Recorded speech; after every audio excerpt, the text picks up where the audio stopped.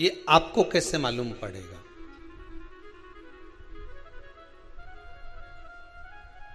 पितृ भूखे हैं, इसका तो वर्णन हमने पहले कर दिया कि रात्रि को जब आप सोने के बाद में 1-1.5 घंटे बाद अगर आपकी नींद खुल जाए, 1 घंटा 1.5 घंटा आप सो लिए, उसके बाद जो नींद खुली तो 1-1.5 घंटे तक अगर आपको नींद नहीं आ रही है, रात्रि को सोने के बाद में 1 घंटे बाद जब उठे तो आपको प्यास लग गई,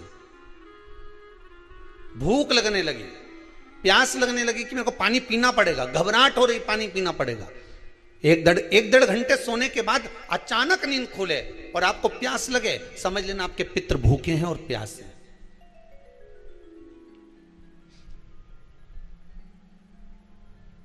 वो भूखे और प्यासे हैं, उनको जल की जरूरत है।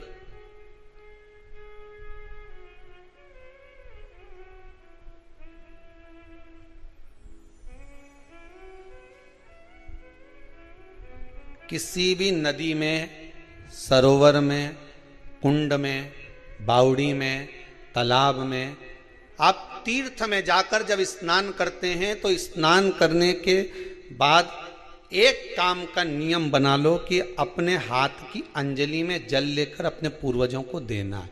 प्यासे रहते हैं, भाग मांगते हैं।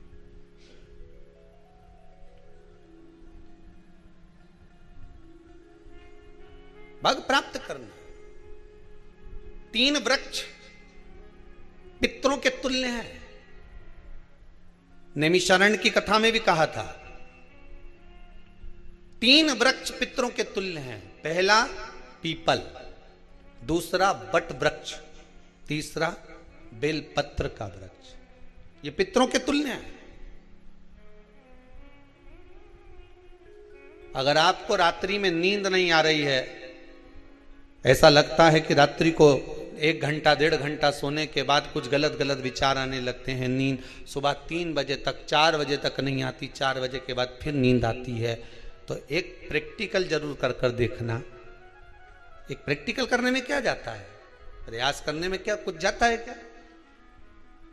प्रैक्टिकल कर कर देखना कि कहीं सीओर वाला महाराज झूठ तो नहीं बोल रहा, तो प्रैक्टिकल करने में कुछ नहीं जाए। 1 लोटा पानी लो, उसमें थोड़ा सा कच्चा दूध डाल लीजिए, श्राद्ध पक्ष चल रहा है, बेलपत्री का पेड़ या पीपल का पेड़ या बट का पेड़, इन पेड़ के नीचे ले जाकर उस दूध को दोपहर में सुबह 10 बजे से लेकर 12 बजे के बीच में ले जाकर चढ़ा दीजिए। रात्रि को फिर ना आपको प्यास लगेगी, ना भूख लगेगी, नींद एक बार लगी तो सुबह ही खुलेगी। प्रैक्टिकल करने में क्या जाता है? पानी डालने में तुम्हारा कुछ जाएगा? अरे बोलो तो सरी, हमें 10 रुपया का दूध जरूर उसमें, और तुम इतनी चतुर हो, इतना सारा दूध थोड़ी डालोगी, तुम 2 चिल्ली डालोगे। कहाँ तुम इतना डालने वाली हो है?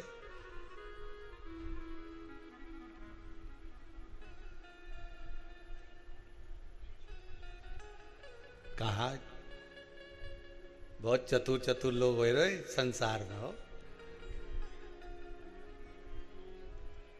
भले पूजन पाठ नहीं करे, पर कहीं का एकदम मिलने आ जाए ना, क्या अम्मा जी है क्या पाठ कर रही है, फिर वो भी बैठ गई तुरंत, अभी तो सोई थी,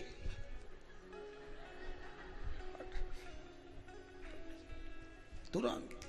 क्या पंडित जी हैं क्या, उनसे थोड़ा काम है, अभी माला जप रहे हैं, मालूम पड़े पंडित जी तो आराम से सेव फल खा रहे थे।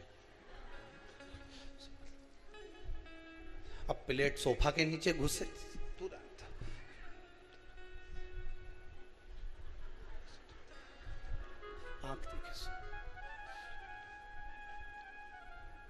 प्रैक्टिकल करने में क्या जाता, कुछ भी नहीं बिगड़ेगा। ये तो बस जल डालोगे तुम्हारा ही कुछ अच्छा हो सकता है, बाबा की कृपा है।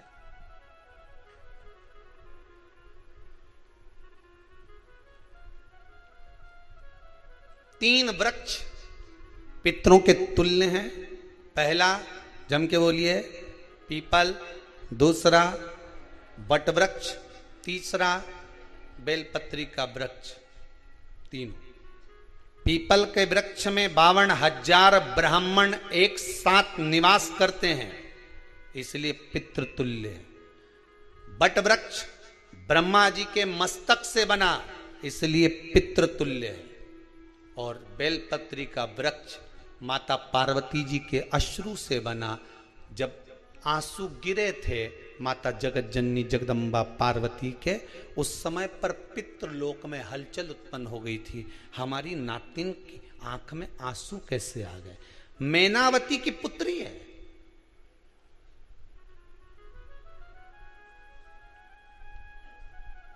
पितरों की नातिन, इसकी अश्रु कैसे गिर गए? पार्वती जी ने कहा ये आंसू नहीं, मेरा पुण्य भाग प्रकट करती हूं बेलपत्री के रूप में। तो पितरों ने वर दिया था कि ये बेलपत्री का वृक्ष हमारा आशीर्वाद है, इसके नीचे अगर कोई दीप लगाता है, शिव को स्पर्श कर चढ़ाता है, उसके पितरों की शांति होगी। हम स्वयं उसको आशीर्वाद देने के लिए पधारेंगे। बेलपत्र का वृक्ष पितृतुल्य।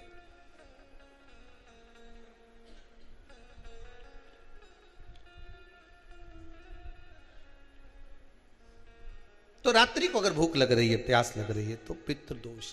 दूसरा पितृदोष का लक्षण बताया, घर में कोई शुभ कार्य ना हो, वंश की वृद्धि ना हो। 1 रुपये कमाओ, 1.25 रुपये खर्च हो रहे हैं, पैसा 10 जगह से कमाई आ रही है पर घर में टिक नहीं पा रही है, आया गया, पितृदोष।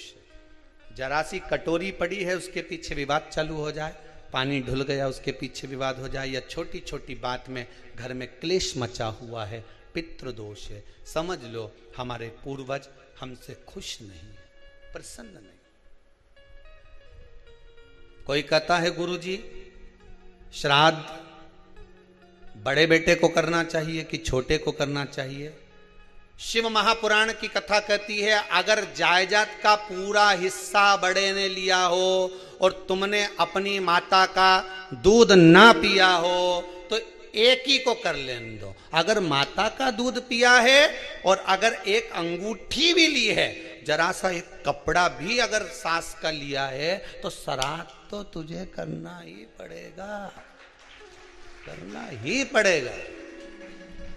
तूने मेरा दूध पिया है तो बिल्कुल जम के तो बोलो। अगर तुमने उनका कुछ खाया है तो अब एक काम और हो सकता है, गुरुजी वो श्राद्ध अगर हम नहीं करें और बड़े भैया करें और हम उन्हीं के यहाँ चले जाएं तो चले जा, मना कौन कर रहा है? पूड़ी का तेल तू ले जा, खीर का दूध 2 थैली तू खरीद के ले जा। जितना वहां वो सेवा करे उतनी सेवा तुम करो। गलत है क्या? जायदाद का भी तो हिस्सा किया था। सुई की नोक के बराबर नहीं धुआं ने, ईंट इधर खसकी है तो हमारी इधर खसका दीजिए। हमारी बसियत में इतना लिखा है तो फिर बसियत में ये भी लिख के जाना चाहिए था। मैं तो कहूँ सबके तुम डरो मत ही रहे एक भी। जब छोरा छोरी के जब सब सामान प्रॉपर्टी दो ना, जमीन दो ना, जायदाद दो ना, सारा सामान छोरा छोरी के दो, तो उनके लिख के भी जाओ कि हमारी श्राद्ध कर दे अच्छे से, नहीं तो भूतड़ी बन के सताऊंगी।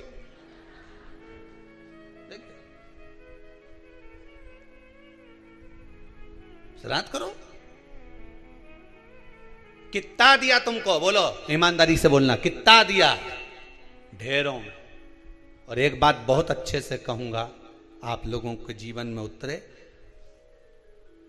अगर मायके में भाई, मायके में भाभी, मायके के लोग अगर आपके माँ बाप का श्राद्ध नहीं करते हैं तो बेटी भी अपने माता पिता का श्राद्ध कर सकती है। उसने भी दूध पिया है अपने माता पिता का, पर वो श्राद्ध का भोजन कौन कराएगा? बेटी का पुत्र हो, बेटी की पुत्री हो, वो कराए। और नाम वो नाना नानी का ले ले, करे। अगर वो नहीं कर रहे हैं, वो नहीं संभालते, वो नहीं जानते, तो आप करो, तो करे। 2 भाग होते हैं। जब एक रोटी गाय के मुख में दी जाती है, गाय के मुख में जब हम रोटी देते हैं, एक रोटी जब देते हैं या तो गाय के मुख में 16 श्राद्ध में जब रोटी देते हैं तो रोटी को बीच में से तोड़कर, रोटी का जो भाग होता है उसको, मतलब ऊपर से फुलका का परत नहीं निकालना है, रोटी जो सीधी सीधी है ना, जैसे ये रोटी है तो इसको बीच में से तोड़ लिया, 2 भाग विभाजित कर लिया, नीचे वाले भाग में भी थोड़ा सा गुड़ शक्कर रख लिया, ऊपर वाले भाग में भी गुड़ शक्कर रख लिया, एक के ऊपर एक रोटी को रख लिया, वो गाय को दी। तो अपन श्राद्ध पक्ष में 2 पूड़ी का प्रमाण है कि गाय को 2 रोटी दी जाती है, कुत्ता को 2 रोटी दी जाती है। 2 पूड़ी रख के देते क्यों देते? आप लोग तो देते होगे, 2 पूड़ी के ऊपर पूड़ी रखकर, थोड़ा सा मीठा रखकर, नमकीन रखकर, कुत्ते को भी देते, 2 पूड़ी तोड़कर कागा को भी देते। 2 पूड़ी का प्रमाण कहां से आया? 2 भाग रोटी के टुकड़े का प्रमाण कहां से आया? श्राद्ध पक्ष में ही ऐसा क्यों किया जाता है? बाकी के समय पर तो कोई ऐसा 2 पूड़ी का प्रमाण ही नहीं, पर श्राद्ध पक्ष में ये क्यों कहा जाता है कि पूड़ी के ऊपर पूड़ी रख दे, उसमें मीठा रख दे, खीर शक्कर रख दे, गाय को दिया, कुत्ते को दिया, कागा को दिया, ऐसे क्यों कहा जाता है? उसका कारण क्या होता है? उसका केवल एक कारण है, जो नारी ने भोजन का निर्माण करा है, जो घर की बहू भोजन बनाई है, जो घर की बेटी ने भोजन बनाया है, घर की माता ने भोजन बनाया है। महाराज, पिता पुरुष एक कुल को तारता है, बेटी 2 कुल को तारती है। जब श्राद्ध पक्ष में 2 भाग रोटी के कर कर गाय को देती है तो 1 भाग तो उसके ससुराल वालों को मिलता है।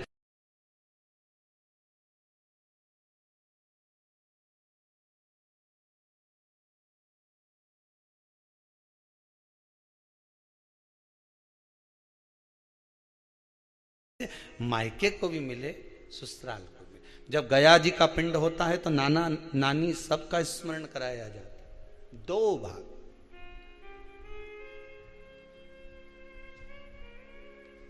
पुण्यता प्राप्त।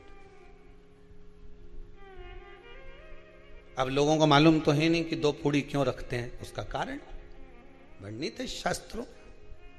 दोनों पक्ष तारने के लिए, दोनों पक्ष का स्मरण कराने के लिए। महाराज, बिंदु प्रेत योनि में पड़ा, चंचुला देवी उनके मोक्ष का प्रयोजन कर रही है, प्रयास कर। क्या करा जाए कि इनको मोक्ष मिल जाए? कहा शिव महापुराण की कथा। पार्वती मैया की सहेली बन गई और पार्वती मैया ने शिव महापुराण में प्रेत योनि से मुक्त होने के लिए कहा, तुम रुका जी के यहाँ जाओ, देवऋषि नारद के पास जाओ। नारद जी ने तुमरुका जी के पास भेज दिया। क्यों? नारद जी जानते हैं मैं कथा नहीं कह सकता, मैं कथा सुन सकता हूं पर कह नहीं सकता। कहने के लिए मुझे बैठना पड़ेगा, सुनने के लिए हो सकता है कि मैं चले जाऊं, वापिस आकर बैठ जाऊं।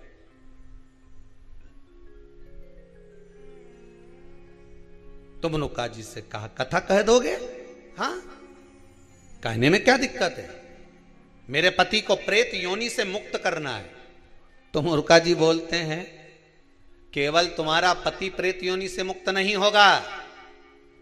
तुमरुका जी ने शिव महापुराण में कहा, सुनो चंचुला देवी, केवल एक व्यक्ति शिव पुराण से नहीं तरता, इस बिंदुक जैसे ना जाने कितने प्रेत इस वायुमंडल में घूम रहे होंगे, ना जाने कितने पितर, ना जाने कितने आहूत, ना जाने कितने वासुक इस वायुमंडल में घूम रहे होंगे। तुम्हारा पति तुमको दिखा नहीं, तुम्हारा बिंदुक तुम्हें कभी नजर आया नहीं, फिर कारण क्या था? बस मन में शांति नहीं है। घर में सारा सुख है पर हृदय में शांति नहीं, समझ लो पितृदोष है। क्या करा जाए? फिर क्या करोगे? महाराज, हृदय शांति, हृदय शांति। केवल एक अकेला बिंदुक शिव महापुराण की कथा सुनकर नहीं तरेगा। तुमरुका जी कहते हैं जिस समय पर मैं शिव महापुराण की कथा कहूंगा, सुनो चंचुला देवी, इस संसार के इस भूमंडल पर मृत्यु लोक में जितने भी जीव इस संसार सागर में भटक रहे होंगे, शिव महापुराण की कथा सुनकर वो भी तर जाएंगे। ये अकेली बिंदुक को तारने वाली नहीं है। इस मृत्यु लोक में जो विराजमान, आज भी नियम है महाराज, श्राद्ध का भोजन टेबल पर नहीं कराया जाता। श्राद्ध का भोजन ब्राह्मण को कुर्सी पर बिठाकर नहीं कराया जाता। श्राद्ध का भोजन किसी जाता। श्राद्ध का भोजन आज भी प्रमाण है कि ब्राह्मण के लिए भूमि पर आसन लगना चाहिए और जमीन पर बैठकर कराना चाहिए। तब क्यों? क्योंकि इस भूमि पर बैठकर जब भोजन कराएंगे, इसी भूमि से ना जाने कितने पितृ गए, कितने तर्पण हुए, कितनी तिलांजलि हुई, इसी भूमि से, इस रज से, इस कण से ना जाने कितने जीव चल गए। अब लकड़ी पर या टेबल पर या कुर्सी पर बैठकर ब्राह्मण को भोजन कराने का प्रमाण नहीं है। अब आपका फैशन ज्यादा हो गया तो बात दूसरी है। पंडित जी ऊपर बैठ के खा लोगे क्या? पंडित जी तो बोल देंगे अच्छा है, खिला दो।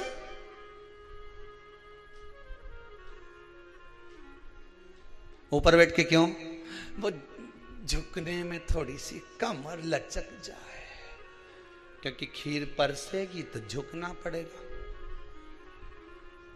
अब ब्राह्मण अगर भोजन करने आसन पर बैठेगा, तुम अगर थोड़ा झुककर परसोगी, ब्राह्मण के सम्मुख में आप थोड़ा सा भोजन कराते समय झुकोगी। जरा विचार करिए, यशोदा मैया के घर में संतान नहीं थी। यशोदा जी श्रावण के महीने में श्रावणी करने आए हुए ब्राह्मण को मात्र खीर परोसने के लिए गई थी। 52 साल की उम्र थी, संतान का सुख नहीं दिख रहा था, खीर परोसने के लिए गई। उतनी देर में ब्राह्मणों ने देखा इनके घर में संतान नहीं है, पुत्र भव कह दिया। और यशोदा जी के पति श्री नंदराय जी कह रहे हैं कि बाबा मैं 60 का या 55 की, बाल हो गए धोले, और तुम कह रहे हो पुत्र होगा, कहां से होगा? ब्राह्मण कहते हैं ब्राह्मण जब भोजन करता है, भोजन करते समय जब वर देता है, वो वर गलत नहीं हो सकता, कहीं से भी आएगा, पर छोरा तो आएगा। और आया, कहीं से भी आया, पर पुत्र आया, क्योंकि आशीर्वाद दिया था। श्राद्ध पक्ष का भोजन टेबल पर नहीं, कुर्सी पर नहीं, श्राद्ध पक्ष का भोजन ब्राह्मण को आसन लगाकर जमीन पर कराना चाहिए, भूमि पर।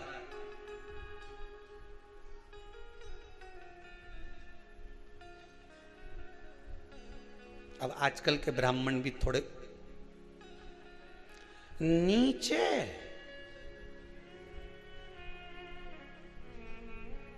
अगर हम टेबल पे ही जिम लें तो जी अब क्या बोले भी तो क्या बोले, तुम वही बताओ।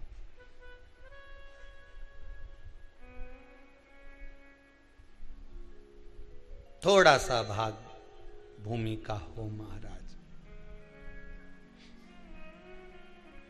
तर्पण तिलांजलि सब भूमि पर। हम तो जो जजमान